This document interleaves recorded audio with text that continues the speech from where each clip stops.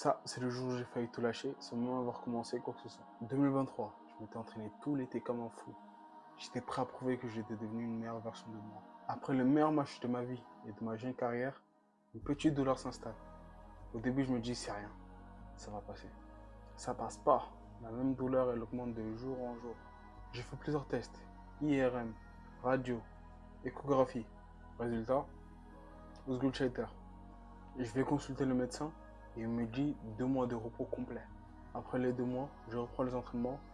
Boum, claquage. Donc je décide d'aller voir un kiné. Après plus de 1 an de séance, ça ne résout pas vraiment le problème vu que j'ai encore des douleurs. Mais je reprends quand même le basket. En 2024, je m'entraîne en Espagne. Je juge la douleur. J'arrête quand il le faut. Ça allait tant bien que mal. Je retourne en France, c'est la rechute. Je me fais une tendinite au niveau du tendon patellaire des 2 genoux. Une grosse dépression. De février 2024 à juillet 2025, je prends du poids. Je passe de 86 kg à 115 kg. Pendant des mois, j'étais en mode passif. Je mangeais, je dormais. Je faisais rien, j'étais enfermé chez moi. Je bossais pas, j'étudiais pas. C'était un moment très bizarre de ma vie. Novembre 2025, c'est le déclic. Je me dis que je dois reprendre ma vie en main et redevenir la version de moi en 2024. Celui qui bossait dur pour atteindre ses objectifs et devenir la meilleure version de soi.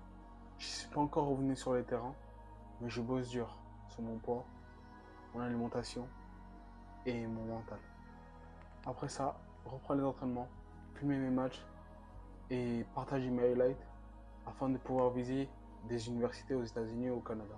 C'est pas une histoire de comeback, c'est une histoire de quelqu'un qui refuse de lâcher, même quand tout est contre lui. Si cette histoire vous parle, abonnez-vous et on avance ensemble.